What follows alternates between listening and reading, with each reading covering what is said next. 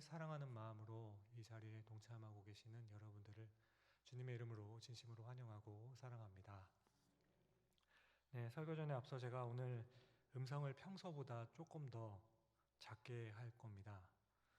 제가 운동을 하다가 넘어지면서 갈비뼈가 부러져가지고 크게 숨을 들이킬 수 없고 큰 소리로 이제 소리를 못 내는 상황이라 창선도 좀 작게 부르고 있었습니다. 죄송합니다. 온전한 제 실수여가지고 변명밖에 할 수 없는 입장이긴 하나 양해를 구하고자 말씀드립니다.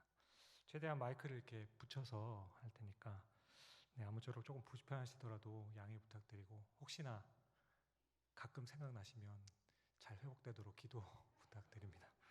네, 우리가 살아가면서 겪는 인생의 문제들은 사실 남이 해결해 줄 수 있는 일이 그렇게 많지 않습니다.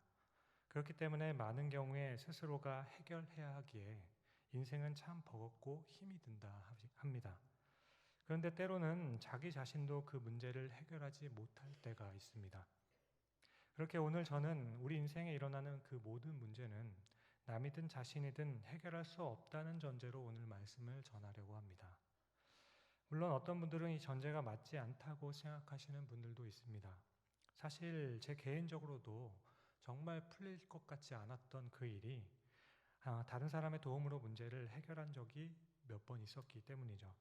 그렇게 경제적인 위기 가운데에서 다른 사람의 도움으로 위기를 넘긴 사람이 있습니다. 혹 정신적으로 힘이 들었을 때 다른 사람의 그 따뜻한 위로의 한마디 때문에 용기를 얻은 사람도 있습니다. 그래서 많은 사람들은 평생에 잊을 수 없는 은사나 멘토가 있습니다. 물론 이런 도움은 결코 가볍게 여기지 않습니다. 우리가 살아가는데 너무나도 필요한 것이고 인정하고 싶습니다. 하지만 그럼에도 불구하고 이런 도움들은 결국은 한계가 있고 모순이 있게 됩니다. 게다가 간혹 어떤 때에는 나는 분명히 선한 의도에서 누군가를 도와주었다라고 생각했는데 결과적으로 보면 그것이 도움이 되지 않았던 경우도 생기기도 하죠. 또 오히려 심지어 나의 도움이 해가 되어서 돌아가게 되는 경우도 있음을 발견합니다. 따라서 결과를 알 수 없는 연약한 인간으로서 다른 사람들의 문제를 해결한다는 것은 사실 가장 너무 좀 두렵고 조심스러운 일임에 틀림이 없습니다. 이처럼 어떤 문제에 있어서 인간의 노력이 그 문제를 해결하지 못하는 데는 몇 가지 이유가 있어요. 우선 먼저 우리의 도움은 일시적이지 궁극적이지 않다라는 겁니다. 암으로 죽어가는 사람에게 주는 그 진통제는 아무리 사람을 고통으로부터 편안하게 만들어줄지라도 그것은 문제 해결이 되지는 않습니다. 고난 중에 있는 사람들에게 주는 위로와 격려의 말들도 때로는 아주 가볍게 여겨지게 되는 것은 단순한 그런 진실성의 부재 때문이 아닙니다. 사실은 그 고난의 깊이에 비해 그 효과가 너무 짧기 때문이죠. 그러니까 고난 중에 있는 사람들에게 용기와 힘을 주기 위해서 하는 그 위로의 말들은 때로는 굉장하게 위로가 되는 것처럼 보입니다. 하지만 그 고난이 깊으면 깊을수록 오래되면 오래될수록 그 위로의 말들은 여전히 그 고난의 깊이를 감당할 수 없기 때문에 결국은 위로가 되지를 못하게 되는 거죠. 그래서 어떤 때는 그 마음이 너무 고맙고 힘이 되기는 하지만 해결되지 않는 그 문제를 가진 당사자에게는 여러 번엔 듣게 되는 그 위로의 말들이 어떤 때는 참 가벼워질 때도 있는 것 같습니다. 그래서 때로는 그 고난의 깊이 앞에서 아무 말도 하지 않고 함께 울어줌이 오히려 나을 때가 있지요. 그렇게 죽음과 고난을 비롯한 이 세상을 살아가면서 우리가 당하는 모든 문제의 근본적인 문제는 답도 없는 것 같고 해결책이 딱히 없어 보입니다. 이어서 이런 인간의 도움으로는 우리의 문제가 해결되지 않는 또 다른 한 가지의 이유가 있습니다. 그것은 우리는 우리가 가진 문제를 해결하기 위해서 굉장히 많이 애를 쓰고 노력함에도 불구하고 사실은 그것이 정말 문제 해결이 되는 것인지도 잘 모른다라는 사실이죠. 결과가 보장되어 있지 않다라는 겁니다. 가장 사랑하는 사람이 대한 그 최선이 최악이 되었을 때 그것을 나중에 알게 됐을 때 우리는 절망할 수밖에 없게 되죠. 틀림없이 약이라 생각했는데 틀림없이 사랑이라고 생각했습니다. 그런데 이후에 그것이 오히려 독이 되어 돌아왔을 때, 오히려 미움을 키우게 되는 원인이 되어서 돌아올 때 우리는 절망하게 되죠. 사랑하는 자녀가 이 땅에서 조금 더 편안한 삶을 살도록 위해서는 최고의 교육을 받아야 한다는 그 확신으로 최고의 교육을 받기 위한 최선을 아끼지 않았습니다. 그러나 잘 받아들인다면 좋겠지만, 아니 받아들이고 안 받아들이고의 차이가 문제가 아니라 정작 그것이 자신의 그 자녀들의 안전과 행복을 보장할 수 있는지 그 결과는 우리는 모른다라는 겁니다. 자녀의 행복을 위해 자녀의 결혼을 반대하는 부모의 마음이 사실은 얼마나 불안하고 얼마나 답답한지 아는 자녀가 있을까요? 사랑하기 때문에 반대를 하고 사랑하기에 하지 않았으면 좋겠다라고 합니다. 그런데 이것이 정말 자녀를 위한 것인지를 부모도 몰라요. 그래서 한편으로는 강하게 반대를 하면서도 내심은 마음에는 한없이 두려운 마음을 품고 있는 그 마음을 누가 알아주겠습니까? 무엇이 우리 자녀들을 위한 최선인지, 무엇이 최고인지를 몰라서 나는 마냥 최선을 다했다고 하지만 사실은 두렵고 불안한 것은 어쩔 수 없는 것이죠. 또 이렇게 한 인생에 걸린 너무 어려운 부분이 아닐지라도 여러분들은 혹시 이런 생각 해보신 적이 있습니까? 거리에서 구걸하시는 분들을 보면서 돈을 주는 것이 이 사람에게 독이 될지 아니면 약이 될지 몰라서 잠시라도 갈등했던 그 순간이 있으십니까? 그것이 약이 될지 독이 될지는 그 사람에게 달린 것일진데 내가 할 일은 그냥 주는 것일 텐데 이것을 고민하고 있는 우리들의 모습을 발견하게 되죠. 그러니까 결과를 보장하지 않는데 그냥 최선을 다한다는 것만으로 자유해야만 할 때 우리가 하는 도움에는 한계가 있다는 것을 우리는 절실하게 경험하게 되는 거죠. 그러므로 문제를 해결해 주지 못한다면 인간의 도움은 위로가 될 수 있는 것인지 그것 또한 의문이 되는 겁니다. 잠깐 피하거나 잊어버릴 수 있게 할 수 있을지는 모르겠지만 오히려 고난을 더하는 것이 되지 않을까 불안한 마음이 동시에 있는 겁니다. 이런 관점에서 오늘 본문 말씀을 포함하여서 애굽의 입장에서의 그 재앙, 우리들의 믿는 사람들의 입장에서는 그 이 심판을 묵상해 보았습니다. 오늘 바로와 애굽의 요술사들은 하나님을 대적하고 하나님을 피함으로 문제를 해결하고자 하였습니다. 하지만 이들의 이런 결정은 결국 문제만 더 커지게 만든다는 아주 단순한 성경의 그 진리를 새삼 확인하게 됩니다. 우리 모두가 너무 잘 알고 있듯이 바로는 모세의 말, 하나님의 말을 듣지 않았습니다. 더 정확하게 말씀드리면 하나님의 말씀 듣지 않았고 하나님을 믿지 않았습니다. 바로가 모세의 말을 듣지 않자 모세의 명령에 아론이 모세의 지팡이를 들어서 나일강을 치니까 강물이 피로 변합니다. 그렇게 물속에 있던 생물들이 죽고 악취가 온 땅에 진동하기 시작합니다. 재앙이 시작되는 거예요. 그런데 놀라운 것은 모세와 아론이 나일강을 쳐서 그 물을 피로 변하게 만드니까 애굽의 요술사들도 요술을 부려서 물을 피로 만들어줍니다. 그러자 이 일로 바로는 마음이 더 강팍하여져 갑니다. 이것은 그 정도쯤은 자신들도 할 수 있다라는 과시였던 거죠. 하나님께서 하시는 일을 인간도 할 수 있고 나도 할 수 있다라는 겁니다. 그러니 이 부분이 더 이해가 되지 않습니다. 애굽의 온 땅이 그 물이 다 피로 변했습니다. 그러면 그 피를 맑은 물로 변하게 하는 것이 맞지 않겠습니까? 맑은 물을 피로 변하게 만드는 것은 이미 이루어진 그 재앙을 더 가중시킬 뿐인 거죠. 그러니까 여기서 중요한 것은 요술사들이 어떻게 그렇게 했는지가 아닙니다. 사탄도 그런 능력이 있는지가 중요한 것이 아니에요. 여기서 중요한 것은 그들은 물을 피로 바꿀 수 있었어도 피를 물로 바꿀 수는 없었다라는 겁니다. 따라서 애굽의 요술사들이 기적을 베풀기를 원했다라면 모세가 물을 피로 만든 후에 애굽의 요술사들은 그 피를 다시 물로 바꾸었어야 하는 거죠. 그러면 하나님보다 애굽의 신이 더 자비롭고 선한 하나님이 될 수 있는 겁니다. 그렇다면 사람들은 여호와가 아닌 애굽의 그 신들을 믿을 수 있는 거죠.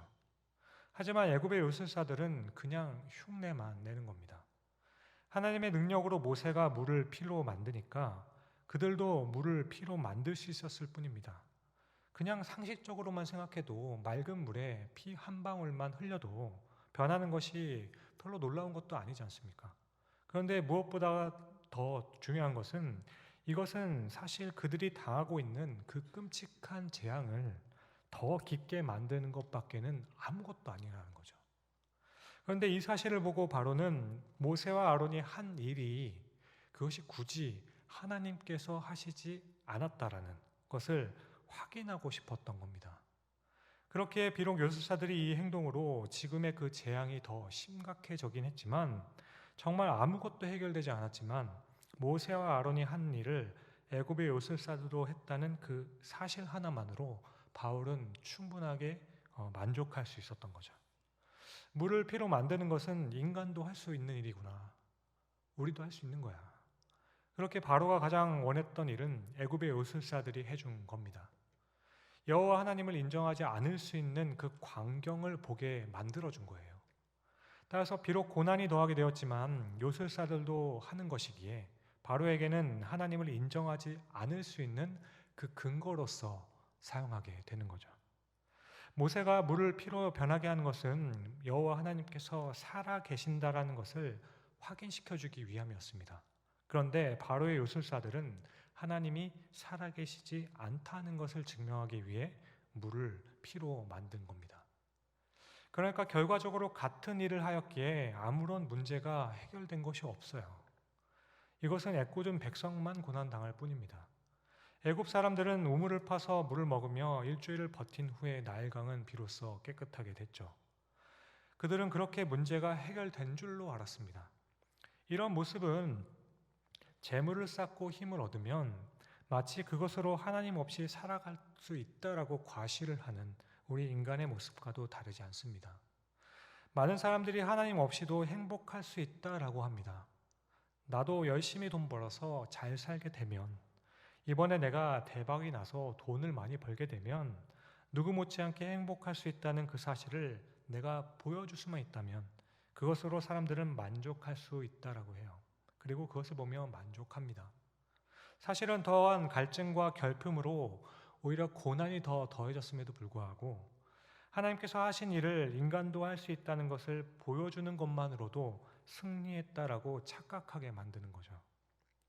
그러자 하나님께서는 두 번째로 개구리를 사용하세요. 개구리 재앙을 내리셨습니다. 이 개구리 재앙은 애굽 사람들에게는 아주 특별한 것이었습니다. 애굽 사람들은 헤케트라는 개구리 여신을 섬겼는데요. 애굽의 전승에 따르면 쿠눔이라고 하는 신이 인간을 만들고 난 다음에 헤케트라고 하는 개구리 여신이 그 인간에게 호흡을 집어넣어서 생명을 주었다라고 믿습니다. 따라서 헤케트는 생명을 주는 생명의 여신인 거예요.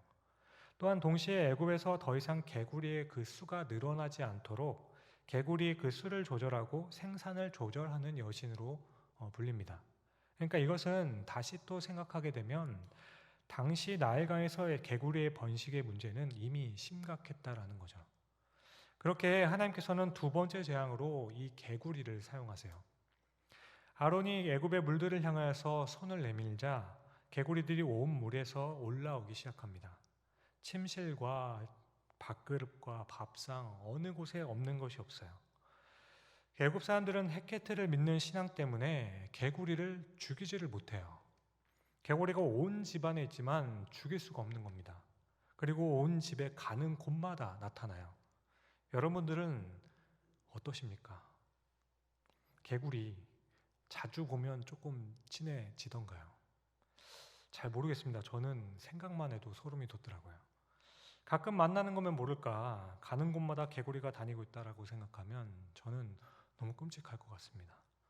게다가 정말 작은 청개구리 요만한 거면 모르겠는데 막 이만한 황소개구리가 있다면 어떻겠어요? 양서류 그 특유의 끈적함들이 막 여기저기 묻어 있는 거죠. 막 생각만 해도 그죠? 게다가 온 사방에서 막 울어버리면 어떡해요? 여기서 울고 저기서 울고 막 난리가 나는 거죠. 그런데 여러분, 여기저기 개구리가 있다는 것도 문제지만 이 사실을 통하여서 이들은 그 애굽 사람들은 신앙적인 부분에도 갈등을 빚게 되는 겁니다. 개구리가 이렇게 많이 나오는 것은 개구리를 조절한다고 믿었던 개구리의 여신의 그 수모를 가리키는 거기 때문이에요. 개구리의 여신이 수를 조절한다고 믿어왔는데 온 사방에 개구리가 있는 겁니다. 그런데 여기서 또 문제가 되는 건 여러분, 이번에도 요술사들이 요술을 부립니다. 그리고 이들도 개구리들이 땅으로 올라오게 만들어요. 그 능력을 과시합니다. 여러분, 이 모습이 또 얼마나 어리석고 얼마나 미련한 것입니까? 이 요술은 하나님을 대적한다는 그 목적 말고는 이 부분에서 과연 어떤 유익과 어떤 이익이 있겠습니까? 개구리가 온 사방에 있어서 모든 백성들이 힘든데 요술사들은 그것쯤은 우리도 할 수 있다라고 더 끌고 오는 거예요. 그렇게 하나님이 하나님 되심이 아니라며 재앙을 더 가중시키기만 하는 겁니다. 그러니까 개구리를 올라오게 할 수 있어도 개구리가 사라지게 할 수 없다는 것이 그들의 능력의 한계임을 알았다면 지금 이들에게 있어서 중요한 것은 무엇을 할 수 있는가가 문제가 아니라 무엇을 할 수 없는가가 더 문제였다라는 겁니다. 그러니까 그들의 불신과 교만 때문에 그들의 능력은 고통당하는 그 백성들에게는 악이고 재앙만 더 가중되었을 뿐인 거죠. 그러니까 사랑하는 성도 여러분, 하나님을 대적하여서 인간이 보일 수 있는 능력들이 간혹 아주 대단한 것처럼 보일지도 모르겠습니다. 하지만 우리가 할 수 있는 그 능력은 결국은 문제를 해결하기보다는 오히려 문제를 더 복잡하게 만들 뿐이에요. 재물이 아무리 많아도, 권력이 아무리 높아져도, 지식을 아무리 많이 쌓는다 하여도 인간의 그 근본적인 문제는 해결할 수 없는 겁니다. 재물을 모아두면 괜찮을 것이라고 생각했지만 이 재물도 죽음의 문제는 해결할 수 없어요. 재물뿐이겠습니까? 이 세상 어떤 것도 이 죽음이라는 이 고난의 문제와 고통의 문제를 온전히 해결할 수 있는 것은 없습니다. 아니, 오히려 그것으로 인해 하나님을 더 의지하지 못하도록 만들게 되는 그 원인이 될 뿐인 거예요. 사람들은 문제를 해결할 수 있을 것 같아서 자기가 문제를 해결할 수 있겠다 싶어서 더 많이 만들고 더 많이 소유를 합니다. 그런데 사실은 더 많이 소유하고 만들어낸 그것들로 인해서 문제가 더욱더 복잡해지는 것을 우리는 보게 되죠. 지금의 환경의 문제들로 대두되고 있는 모든 것들이 그런 거죠. 그런데 이제 바로가 알았습니다. 개구리를 올라올 수 있게 하는 것이 문제 해결이 되지 못함을 바로가 드디어 깨달았어요. 개구리를 올라오게 만들며 이런 것쯤은 자신들도 할 수 있다라고 과시하던 그 요술사들의 모습에서 사실은 재앙을 해결하지 못할 뿐만 아니라 아무것도 할 수 없다라는 것을 이제는 깨닫습니다. 그렇게 더 이상은 자신들이 믿는 신이 여호와의 그 하나님처럼 능력이 있는 신이라고 장담할 수 없게 된 거예요. 그래서 바로는 모세와 아론을 부릅니다. 그리고 요청하죠. 내 백성에게서 개구리를 떠나게 하라. 사랑하는 성도 여러분, 이것이 여호와께서 다른 신들과 차별화가 되는 겁니다.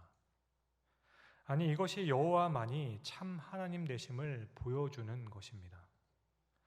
내 백성에게서 개구리를 떠나게 하라. 애굽의 요술사들은 절대로 할 수 없는 일입니다. 그런데 이때 모세는 아주 흥미로운 질문을 하나 더 해요. 언제부터 사라지도록 할까요? 재앙의 그 사라짐의 시점도 조절할 수 있다라고 말을 하죠. 이때 바로는 내일 당장이라 사라지라고 말하죠. 왜 오늘이 아닌 내일일까? 이것에 대해서는 학자들의 의견이 분분합니다. 어떤 학자들은 아직도 바로가 완악해서 개구리가 올라온 것은 우연이라고 생각했기 때문에 그래서 혹 오늘 밤이라도 다 없어지게 되면 모른다고 생각해서 내일이라고 얘기했다라고 하기도 하고요. 또 다른 분들은 바로가 생각하기에 가장 가까운 시기는 내일의 그 시기였다라고 합니다. 그래서 당장이 내일이라는 표현으로 나왔다라고 하기도 합니다. 어쨌든 여기서 우리가 주목해야 될 것은 모세는 여호와 하나님만이 참 하나님이시며 유일하게 지금 당면한 문제를 해결할 수 있는 분이심을 이제야 증거한다라는 거죠. 그래서 모세는 이렇게 대답했죠. 오늘 본문 10절과 11절입니다. 왕의 말씀대로 하여 왕에게 우리 하나님 여호와 같은 이가 없는 줄을 알게 하리니 개구리가 왕과 왕궁과 왕의 신하와 왕의 백성을 떠나서 나일강에만 있으리이다. 그리고 그 말대로 됩니다. 모세는 개구리가 애굽의 온 땅에 있을 때 여호와 하나님에 대해서 말하지 않았습니다. 개구리를 없애줄 때 여호와 하나님의 되심을 말하고 있는 거죠. 물론 10개의 재앙을 통해서 하나님께서는 능력과 주권을 나타내 보이셨어요. 그리고 이어지는 이 재앙에서 요술사들이 고백하기도 하지만 사실 하나님께서는 인간도 할 수 있다라는 그 요술사들의 과시인 개구리 이 재앙에서부터 문제를 해결하면서 인간과 하나님의 그 차별화를 보여주고 계시는 거예요. 적어도 여기까지는 인간이 자신의 능력을 과시할 수 있는 정도였습니다. 개구리를 올리는 것은 나도 할 수 있다라는 부분이었죠. 그런데 여러분, 하나님의 하나님 되심은 단순히 어떤 우리가 문제를 해결할 수 없는 것들을 해결하는 그 능력에서만 나타나는 것이 아닙니다. 사실은 문제를 해결하는 그 능력 속에서 나타난 우리를 향한 사랑에서 나타나는 거예요. 그래서 그 능력에 있어서 사람이 비교가 될 수 없기 때문에 하나님께서는 세 번째 재앙부터는 인간이 할 수 없는 것들로 요술사들도 하나님 되심을 고백할 수밖에 없는 훨씬 더 두렵고 큰 재앙으로 치신 거예요. 그렇게 세 번째 재앙인 이 재앙이 내렸을 때 애굽의 술사들은 더 이상 할 수 없다라고 고백하죠. 여기서부터는 인간이 할 수 없는 영역이 되는 겁니다. 그렇게 이어지는 애굽의 모든 장자들을 죽이는 재앙에 이르기까지 하나님의 능력이 아주 강하게 이제 밀어닥치기 시작하죠. 그런데 이때 한 가지 유념해야 할 것은 그 모든 순간에 하나님의 하나님 되심은 이스라엘의 장자들을 살리는 6월의 사건을 통해서 가장 확실하게 드러났다라는 겁니다. 그러니까 하나님의 하나님 되심은 능력만 보여주는 것이 문제가 아니라 그 능력 가운데 나타나는 사랑하심, 그의 자녀들을 향한 사랑에서 나타난다라는 거죠. 우리를 왜 구원하시는가? 능력으로는 지금 당장이라도 하실 수 있습니다. 그런데 사랑하시기에 하시는 거예요. 하나님께서 능력을 베푸시는 것은 사랑하기 때문에 하시는 겁니다. 이것을 할 수 있는가 없는가의 문제가 아닙니다. 따라서 모든 문제 해결의 그 근본적인 부분은 무엇인가 하면 주님께서 우리를 정말로 사랑하시는가가 바로 우리 문제의 핵심, 해결의 핵심이라는 것이죠. 그래서 하나님의 하나님 되심을 발견하는 가장 확실한 그 사건은 그 누구도 할 수 없었던 유일무이한 문제 해결의 사건, 그것은 바로 십자가가 되는 겁니다. 그렇게 우리는 오직 십자가를 붙들어야 한다라고 늘 말씀하는 거예요. 사랑하는 성도 여러분, 이 십자가의 사건만이 바로 다른 신들과 차별이 되는 가장 분명하고 확실한 점입니다. 하나님께서는 우리를 사랑하심으로 우리의 모든 문제들을 해결하시기 위해서 이 땅에 오셨습니다. 그리고 십자가에서 죽으셨습니다. 인간에게는 모든 문제의 해결의 그 능력이 없습니다. 아니, 오히려 스스로 구원하기 위해 애를 쓰면 쓸수록 오히려 문제를 더 크게 만들 뿐이죠.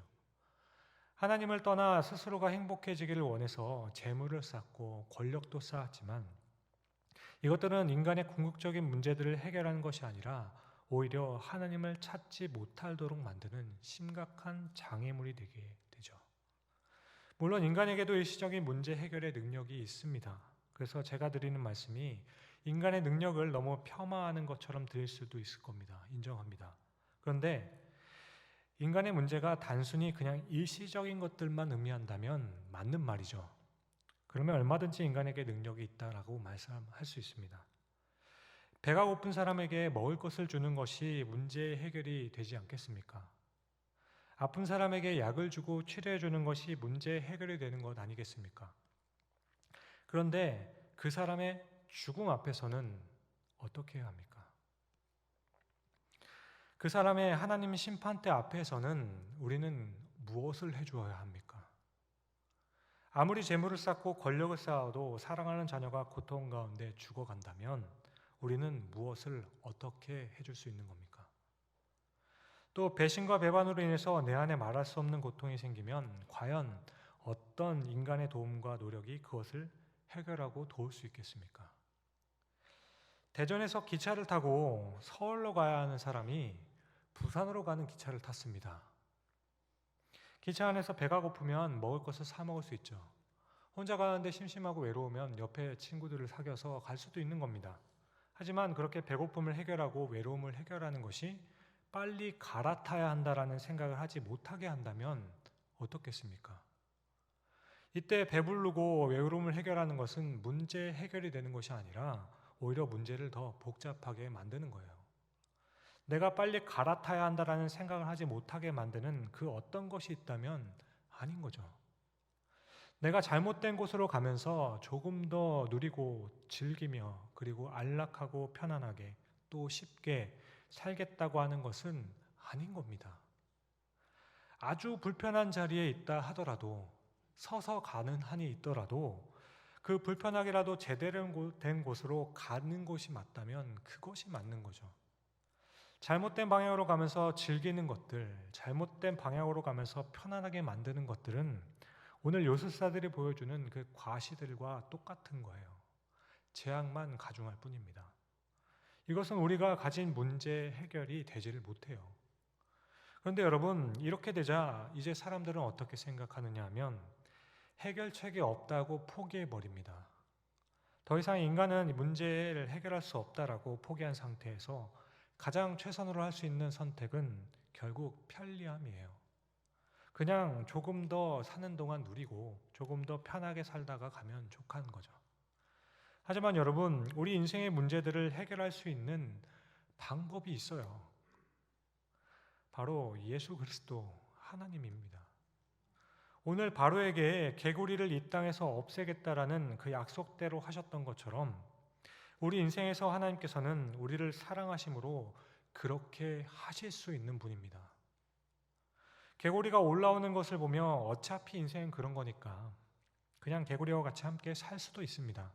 그런데 우리가 개구리를 다 내보내달라는 그 요구에 우리 하나님께서는 그것을 하실 수 있는 능력이 있으신 분이에요. 그리고 그냥 해주십니다. 그것이 바로 십자가의 사건, 그것이 바로 예수 그리스도의 사건이에요. 그것을 믿으면 주께서는 하십니다. 하나님의 아들 예수 그리스도가 이 땅에 오심으로 인간의 궁극적인 문제들을 해결해 주시겠다라고 말씀해 주셨고 이제는 나에게 오셔서 말씀하고 계신다라는 사실입니다. 여러분, 재물을 모아서 문제가 해결되었다고 생각하고 건강에 문제가 없다고 생각하며 지식과 힘이 있어서 안전하다라고 생각한다는 것은 개구리가 올라올 수 있게 하는 그 능력을 계속 과시하고 있는 것뿐입니다. 하나님이 아닌 다른 어떤 것을 우리가 붙잡고 있다면 그것은 요술사들의 요술과 다를 바가 없다라는 거예요. 사랑하는 성도 여러분, 우리가 가진 어떤 것도 질병과 고난의 문제를 비롯한 우리 죽음의 문제, 이 인간의 실존의 문제를 해결할 수는 없는 겁니다. 개구리가 올라올 수 있게 만드는 능력은 바로도 현혹시킬 만큼 대단한 능력이기도 했습니다. 그러나 하나님의 심판 앞에서 그것은 그냥 재앙에 재앙을 더할 뿐이었죠. 그러므로 이제 우리는 나도 할 수 있다라고 말하지 말고 나는 할 수 없다라고 고백해야 합니다. 이제 우리는 나도 나를 지킬 수 있다 말하지 말고 나는 나를 지킬 수 없다라고 고백해야 합니다. 우리의 모든 문제를 해결하시기 위해 십자가의 길을 가신 하나님의 아들 예수 그리스도 앞에서 우리가 할 수 있는 일은 아무것도 없음을 인정해야 합니다. 우리는 우리의 문제를 절대로 해결할 수 없어요. 그러나 이때 중요한 것은 우리가 믿는 하나님은 우리의 문제를 해결하실 수 있는 능력이 있을 뿐만 아니라 우리를 그토록 사랑하십니다. 그 문제를 해결하신 이유는 우리를 사랑하시기 때문임을 기억해야 합니다. 사람들은 정말 열심히 살아갑니다.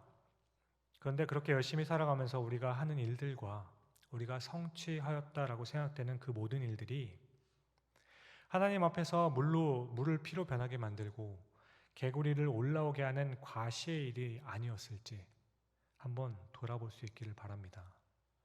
단순히 개구리를 올라올 수 있게 만드는 그 능력으로 사람들 앞에서 명예를 얻고 그것으로 사람들을 현혹하게 하였다면 그것은 나뿐만 아니라 그에게도 고난을 더하게 만드는 것뿐입니다. 그러므로 우리는 다시 한번 확인해야 할 겁니다. 예수 그리스도만이, 하나님만이 저와 여러분들의 유일한 소망이 되십니다. 사랑하는 성도 여러분, 비록 내게는 능력이 없고 가진 것이 없다 하여도 우리는 안전하다라고 확신할 수 있습니다. 왜냐하면 우리를 위해 십자가의 길을 가신 예수 그리스도의 그 복음의 은혜가 우리에게 있기 때문이에요. 주님께서는 오늘도 우리들에게 하나님의 능력으로, 아니 하나님의 그 사랑으로 개구리를 불러 올릴 수 있는 능력뿐만 아니라 개구리를 사라지게 만드는 그 능력의 하나님으로 찾아오셨습니다. 그렇게 우리를 위로하시고 우리의 하나님이 되시겠다라고 말씀하시며 확신시켜 주셨습니다. 나인성 과부가 사랑하는 아들을 잃었습니다.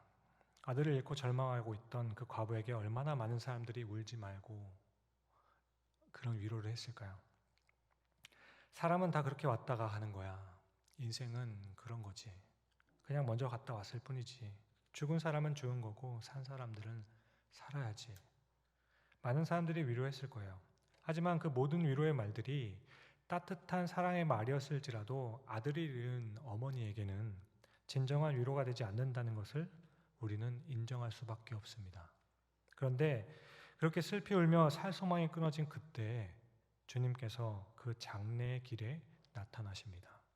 그리고 주님께서 그 과부를 보시고 하셨던 첫 말씀은 울지 말라였습니다.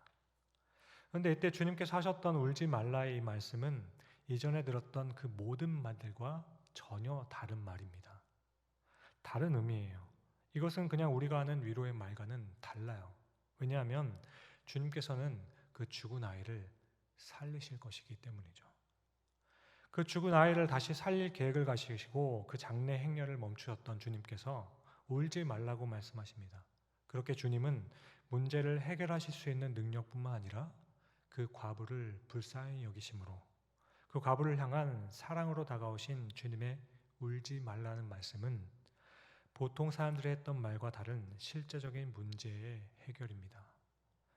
저는 오늘 그 주님께서 다시 말해 개구리를 이 애굽 땅에서 다 내보라는 말에 그 모세의 기도에 응답하셨던 하나님께서 오늘 이 시간에 말씀을 듣는 우리 모두에게 찾아오셔서 말씀하시고 약속하고 계신다 믿습니다. 주님께서 힘들고 어려운 상황에서 인생의 기로에 있는 우리에게 찾아와서 하시는 그 말씀, 내가 안다, 울지 말라. 너무 힘들고 아프고 불안하며 그리고 너무 부족하고 너무나도 답답한 현실 가운데에서 찾아오셔서 하시는 그 위로의 말씀은 이 세상의 어떤 것으로도 대체할 수 없고 비교할 수 없는 생명력이 있는 위로입니다. 왜냐하면 하나님께서는 십자가의 사건을 통해 우리의 모든 문제를 해결하실 수 있는 분이심을 증거해 주셨고 확증해 주셨기 때문이에요. 오늘 설교를 준비하면서 우리 목사님께서 얼마 전에 말씀하셨던 고갱의 그 그림 보셨나요가 생각이 났습니다. 우리 목사님을 한번 따라해보고 싶었습니다. 그렇게 예전에 읽었던 동화 하나가 생각이 나서 오늘 말씀의 제목을 달았습니다.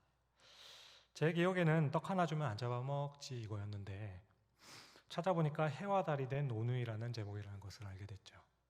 어떤 동화인지는 다 아시리라 생각됩니다. 모르시면 나중에 한번 찾아보시고요. 아무튼 이 동화의 내용에서 저는 동화의 마지막에 호랑이를 피해 오누이가 나무 위로 올라가게 숨었다가 동생이 그것을 해결한답시고 던졌던 말로 인해서 도끼로 찍고 이제 호랑이가 올라오게 되죠. 나무 꼭대기로. 그 위기에 닥쳤을 때 이 오누이가 하는 기도의 내용이 있습니다. 그 장면이 저는 떠올랐어요. 하나님, 저희를 구해주시려면 새 동아줄을 내려주시고 그렇지 않으면 썩은 동아줄을 내려주세요. 그리고 하늘에서 새 동아줄이 내려와서 구출이 됩니다. 같은 방법으로 호랑이도 하나님께 기도를 하고 동아줄을 받는데 어렸을 때 굉장히 놀랐어요. 호랑이가 말도 하고 기도를 한다고요. 어쨌든 알고 보니까 호랑이가 잡은 것은 썩은 동아줄이어서 올라가다 떨어져서 죽게 되죠. 그런데 여기서 말씀드리고 싶은 건 이때 오누이가 구출된 것은 그들의 어떠함이었습니까? 그 그건 어떠함이 아닙니다. 순전히 하나님께서 그들을 사랑하시기 때문이죠. 이것은 우리 모두도 마찬가지죠. 정말 우리와 정말 똑같은 상황이 아닌가 싶었습니다. 우리는 세상에 주는 것들은 다 호랑이가 잡았던 그 썩은 동아줄일 수가 있습니다. 하나님이 아닌 그것들은 다 썩은 동아줄일 수 있어요. 마치 하나님께서 허락하셨다 싶을 만큼 우리를 현혹시킬지도 모르겠습니다. 그러나 하나님만이 우리 모든 인생의 문제뿐만 아니라 죽음 이후도 해결해 주실 수 있는 분입니다. 그러므로 혹 주저앉았다면, 혹 문제 앞에서 고민하고 계신다면 오늘도 그 하나님 앞에 나아가실 수 있기를 바랍니다. 그렇게 그 하나님의 품으로, 주님의 그 은혜의 바다로 나아가 이 세상의 삶에서 그 주님의 사랑을 마음껏 누려보며 살아가시는 하나님의 백성, 하나님의 자녀들이 되실 수 있기를 주님의 이름으로 간절히 축원드립니다. 기도하겠습니다.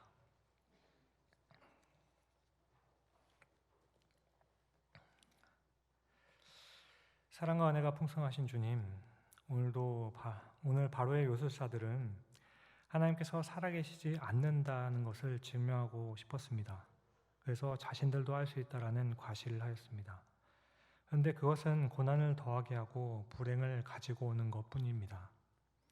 요술사들은 물도 피로 변하게 하고 개구리도 올라오게 하였습니다. 그러나 그들에게는 피를 물로 만들 수 있는 능력이 없었고 개구리를 사라지게 하는 능력도 없었습니다. 자신이 가진 힘의 과시는 결국 고난을 더하게 만들 뿐이었습니다.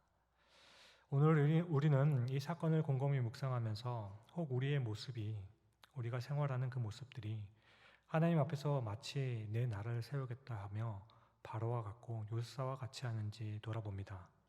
어느 순간부터 우리는 하나님, 이 정도는 제가 할 수 있어요. 이 정도는 기도하지 않아도 되는 일입니다.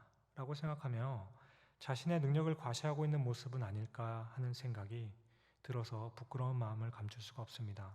그러나 주님, 오늘 다시 깨닫고 다시 고백합니다.